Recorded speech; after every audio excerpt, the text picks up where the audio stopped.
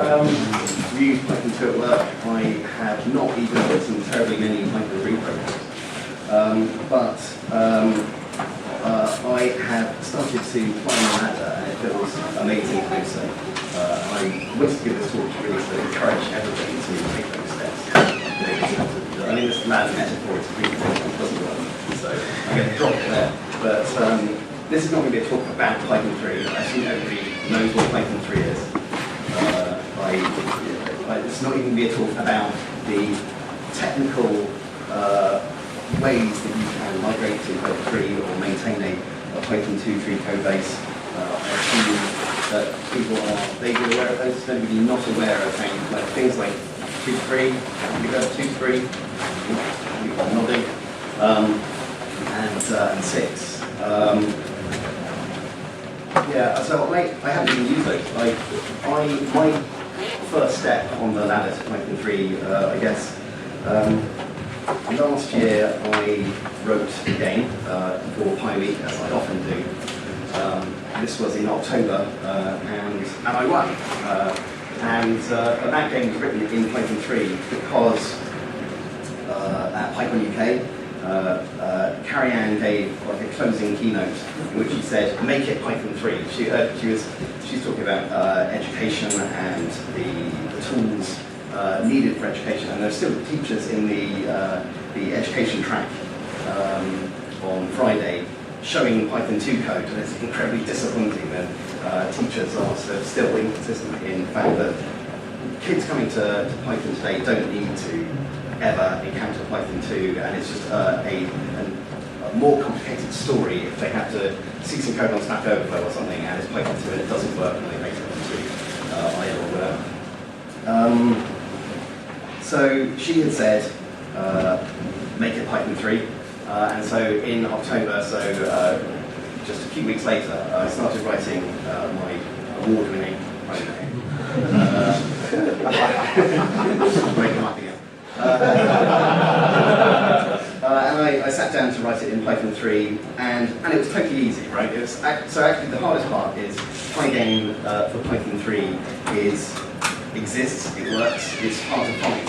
So actually finding the library, finding the ways to acquire that library on each platform and document it as part of the release notes for my game were the hardest parts in moving to Python 3 for that one project. And this is easy because it's like a greenfield project, I know.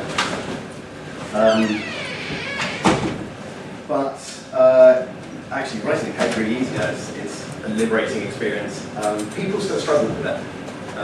People still, I got okay, so getting the stuff installed was difficult, even though I typed in the instructions.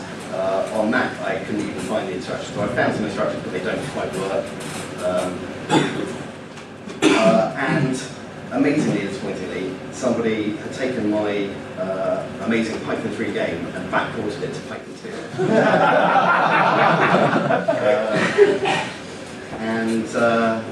Okay, well, you know, what I need, I want people to play my game. But on the other hand, it was not that one. And fast forward to April, and I started writing a library called Pygame 0, which was explicitly for education. Some took some of the ideas out of Python and turned it into a framework to make Pygame more accessible to kids. And that was Python 3 only, because Carrie said make it Python 3 only. Very soon I got somebody saying, sending me a pull request for a backport to Python 2.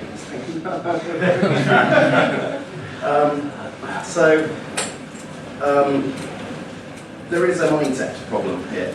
I don't think it is that difficult to do Python 3 now for greenfield projects. There are, not everybody's in that situation. Everybody is at a different place in their adoption of Python 3. Okay, so who is using Python 3? Put your hands up who's just using Python 3 now. One person. Ian. No? And you mean only using Python 3 or only just now using Python 3? No. Currently is not programming in anything other than Python 2. Sorry, Python 3. Yeah, so, okay, yeah, the same. Can I just add there, so at the Pi Day for London meetups, I harangue my audience every month, and I now have people coming forth and admitting they've switched as a result of the haranguing. Yes. So I'm converting 1 or 2 per month at the current rate. Okay, well, so that brings me on to a different track of this story, which is that independently, somewhere between October and April, I had this amazing idea that because I'd seen so many projects at PyCon UK and other conferences where somebody said, look at my amazing library, it does something really new, it's really convenient, easy to use, and then you notice that it's got like a bare print statement or something and it's Python 2. It's like, this is a new library. And because you see that so much at this conference, I had the idea of making up some stickers, right? So you had, so we'd have like Python 3 fail stickers, and like you see somebody with that Python 2 only project, and you give them a Python 3 fail sticker, and then you force them to wear it on their laptop or something. And also some Python 3 wing stickers. I shared that idea with Nicholas and John Pinner on the PyCon UK admin or whatever. And John said, well, that's terrible. That's you can't shame people into. Yes, you can. We need to create a positive community. But now the fuck is dead. So. So John was right. I think one of the ways that I fortunately, the Python Software Foundation makes these amazing Python 3 stickers, big Python 3 stickers. So this is not a Python 3 fail or win sticker. This is a commitment to Python 3 that you can stick on your laptop. And I've got tons of them. So you're going to put one on your laptop? Sorry? You're going to put one on your laptop? This is a brand new laptop. It's a £1,000 laptop. Oh, that's a cop The sticker will make it less likely to be stolen. You always got the free up.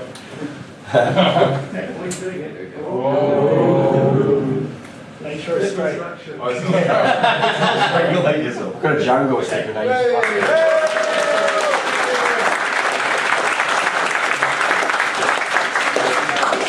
Does anybody else want to stick it? Yes. There are stickers here you can take. Not the little one. Is it just the logo? Not the text? I'll chop it off. It's too big for that little laptop. Yeah, so I think so I got some of these stickers at PyCon US, and I stuck one on my laptop, and I immediately felt this commitment to Python 3 going forward. I think for me, just like a little bit of a mindset shift at a time makes a big difference in the adoption of this thing. I dug out the timescale for Python 3, and Python 3 was released in December 2008, so we're 7 years into Python 3 migration, and there are 4 people. Meanwhile, Python 2.7 is not intended to be supported beyond 2020 at this point, and you could probably make the case that that will shift. And what does the end of support for Python 2.7 mean? I think one of the things that means is that increasingly libraries will no longer be available for Python 2. I think so we currently have 5 years. Anybody who's using Python 2, who's got like deploying Python 2 stuff, should be starting to think about how they get there. So my rung on the ladder was maybe your first step is trying to identify those. You should always be trying to identify the next steps on this ladder next to and trying to constantly reevaluate what your obstacles are. So obviously, library support is going to be an issue, but actually, this is all shifted on. So when was the last time you assessed what libraries are holding you back? I think you can constantly reassess that, and actually you'll probably be surprised at the amount of stuff that you can do now to move to Python 3. And make 2016 the year of Python 3.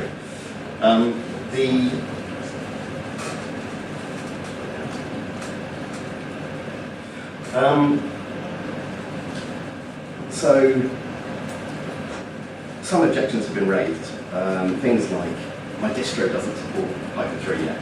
I'm still stuck on like CentOS 5. And there are obvious answers to that. It's like you can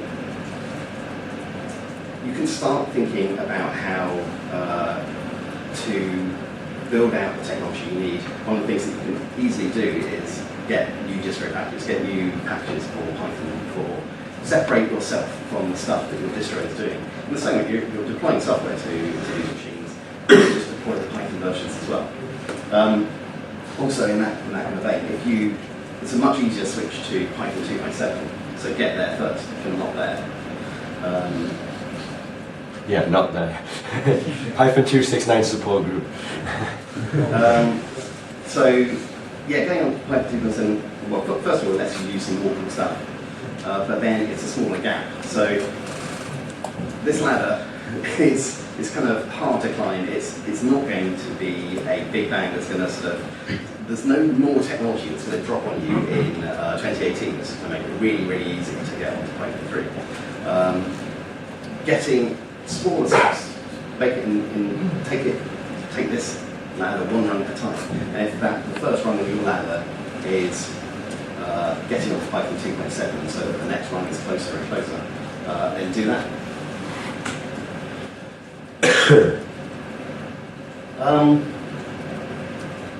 So, if you are maintaining open source libraries, is anybody maintaining an open source library that is actually used by everybody?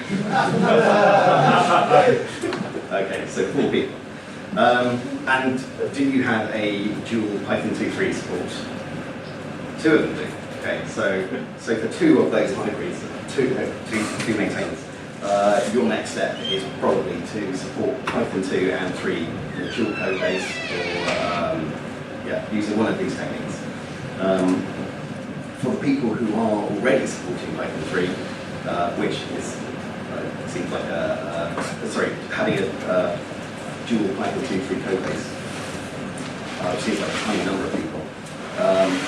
Your next step is to, well, first of all, if you're using the 2 to 3 tool, so you're developing in Python 2, and you are converting, transpiling, compiling your code to Python 3 and running tests and that kind of thing, one of the obvious things to do is you can start writing a library in Python 3 and use 3 to 2 to produce a backport. And maybe that's more effort as well. One of the obvious things that you can do is you can say, up until now we've been supporting Python 2, and that's our maintenance, that's stable maintenance release, and that will only receive maintenance fixes. Do exactly what Python did, and say that going forward we're going to be Python 3, and this one will still be supported for a while, but new features look ahead. And then that's really liberating, I think.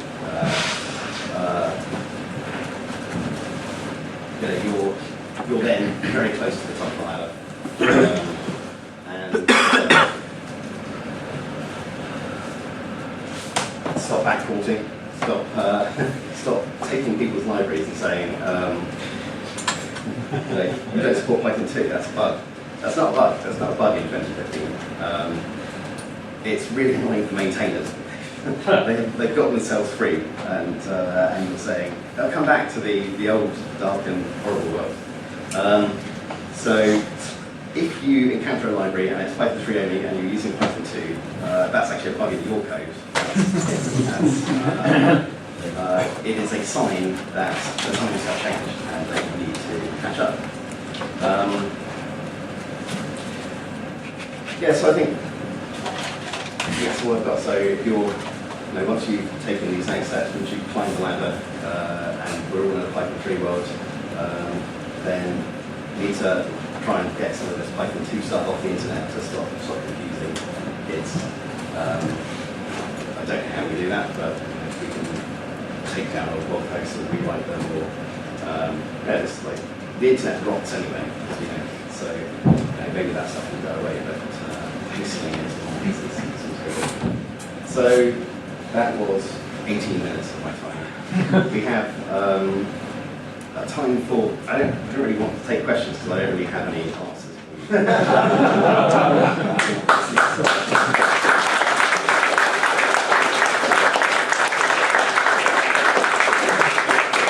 So this is about identifying for yourselves the next steps that you want to take. So I would rather take comments, or if you want to comment to the group on what your next step is, you have to stick it. Yes. Well, I'll make a comment. Having ported a couple of things to Python 3 and being firmly in Python 3 for a year and a half for my time work, and only teaching Python 3 as well, the one area of porting that I found a little bit complicated is whenever you've got the Unicode string issues. So porting the MyFitnessPal data scraper, which talks to the MyFitnessPal website, scrapes the data down to Python 2.7. That took me at least 2 hours to deal with the Unicode issues, and then that was ported. Otherwise, you normally end up putting some brackets around your print statement, maybe watching out for the int divide, float divide difference, but your unit test will catch that anyway, because you all write great unit tests, at which point your port is done. And that's my experience of porting. Do you have any joy with the 2 to 3 tool? I've used that to automate some of that as well, yeah. But Cool. You get a sticker? Yeah, what size sticker do you want? I want lots, actually, to bombard my audience with propaganda. Or help? Yeah, so I'm one of the company that's deploying Python 2.6. We actually test in 2.6 and 2.7 because 2.7 is the default Python on the place we develop on. So by mistake, we sometimes test in Python 2.7 if we don't think about it. That's not a real problem. So we have a policy in place for moving to Python 2.7, which is wonderful, and we're involved in it. We also, last year, played with seeing how hard it would be to get our code to run in Python 3. And the answer was not very hard at all, it's wonderful. So, we don't have plans of Python 3, we aren't worried about it because we know it's not difficult, which is wonderful. So what's your next step? I'm going to keep worrying people that in the next 3 or 4 years we will be moving to Python 3 because Red Hat will support it at some point and we will be on that. It's not going to be a problem, let's just do it. And encouraging using, adding, subtly putting into our coding standard, please use from future import print function, please use from future import division when we're doing that. Just say, this is a good thing to do, code reviews benefit points for doing these things, not look down on. And that getting a culture of using that sort of thing. So when people do get to Python, they will already have the habit of doing print and practice. There's a middle size one.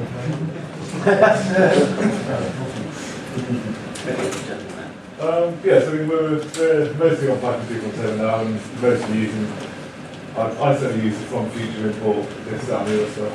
But yeah, we'll see CentOS, it's one mix of 5 and 6, the upgrade is painful. Anyway, for those using CentOS 6 and 64-bit at least, Red Hat. One item Red Hat or CentOS is something called the Software Collections Library, or SCL, which provides supported versions of Python 2.7, Python 3.3, which is still not the newest one, and some other libraries. Also importantly, MySQL and MariaDB 5.5, because Django 1.8 dropped support for MySQL 5.1. Not that there's any issues with that, but yeah, if you're using not CentOS 7, like CentOS or Red Hat 6, it's only 64-bit that they support, which is making our life slightly more complicated. But yeah, if you've got CentOS 6, 64-bit, the SCL. What is your next step for Python 3 adoption? Firstly, get all our servers to a point where we can easily install a supported version of Python 3. Will you take a stick? Yeah, medium one or something. Yeah. Yes. Our current step has been, on the last year, we haven't started any project in Python 2. Yeah. Or we've actually just released the Django ratings library that works in Python 3 because people keep complaining they can't find one. And that's basically, it's basically the baseline. We still work with code bases that are Python 2 usually that come outside from the clients, but we try to improve them when possible and when there's the time for it. Okay, so what's your next step? What's your 5-year plan? Sorry? What's your 5-year plan? For us right now, it's Python 3 is the base. So unless Python 4 is coming in 5 years, you're writing it Python 3, you say? no, we have to write some of the old code bases, yes, but sometimes it's the client just decides to keep them on just maintenance mode with no upgrades. So we are not going to be able to convince them to change that. We try anyway, but right now we are pretty comfortable with Python 3. Okay. Do you want to say that? The largest one. Lots and lots of small ones. That's all. Yeah. Sorry, we've got quite a large code base that's been around for a couple of years, and porting it is probably not going to be much of an issue, but we have, I would guess, 30, 40 dependencies that are Python 2 only, and very old libraries for various reasons, from all sorts of nasty stuff like barcode generation and stuff. We could probably rewrite each one of those, and it wouldn't take that long, but there's so many of them that porting all of our dependencies or finding new dependencies and porting our code to use the new ones makes it a huge effort, and that's something that we can't justify compared to like making product features. So I just wondered, how do people kind of justify it and things like that? And obviously in 5 years' time, justifying it will be quite easy, but justifying it now? My experience, I'm sorry interrupting, and I'm sorry to people ask. My experience so far has been that with most of the libraries, we basically do the port, put the pull request upstream or contact them directly upstream through other means, and people actually get shocked on how little changes they need to make their library compatible with Python 3, and then they take over the maintenance. So we are able to do the porting work, discuss a bit on feedback, what choices we made.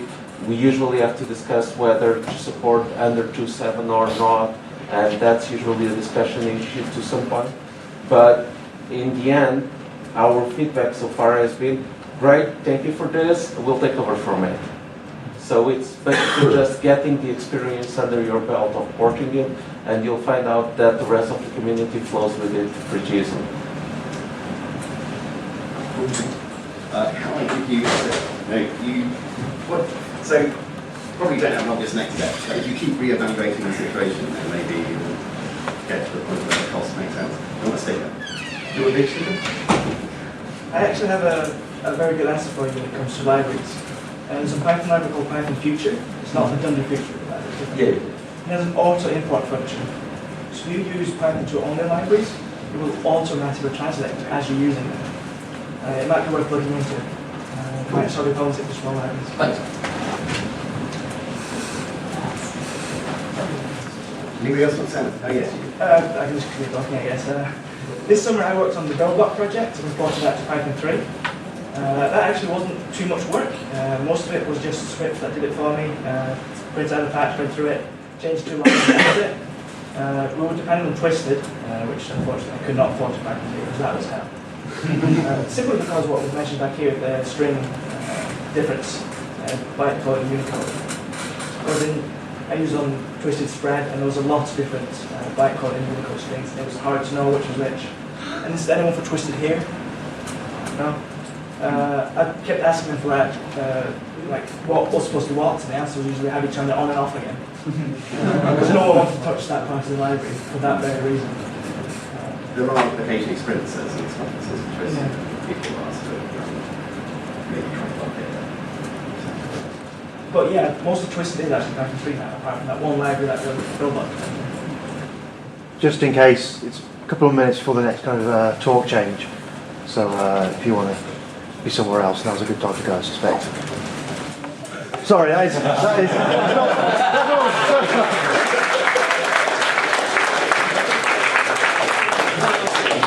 If we were to do this next year, I would have to have taken the next step and then have earned the stick.